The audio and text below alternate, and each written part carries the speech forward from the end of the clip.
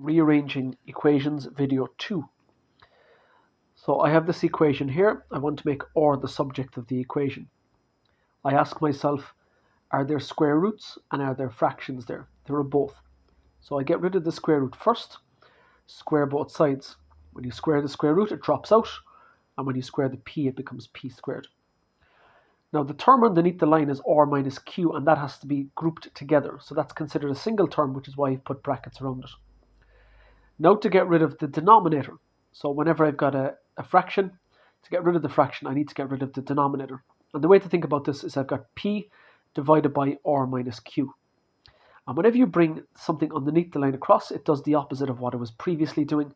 Right now, the r minus q is dividing into the p, so when I bring it across, it'll multiply by the thing on the other side, which is why I get this.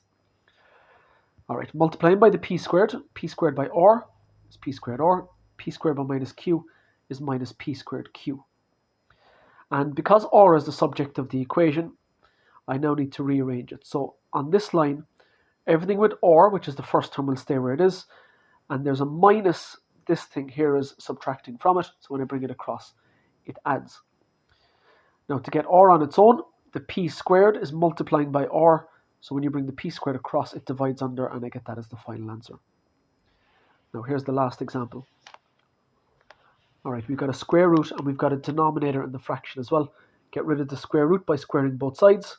Square the square root, it's gone. Square the 3. 3 squared is 3 by 3, which is 9. Next step, get rid of the denominator. So the 2 is dividing into the top.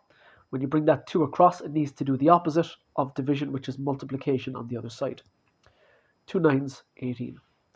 Now, we're looking for b to be the subject of the equation. If a plus b is equal to 18, the a is adding to the b, so when it goes across, it does the opposite of addition, which is subtraction, which is what we get there.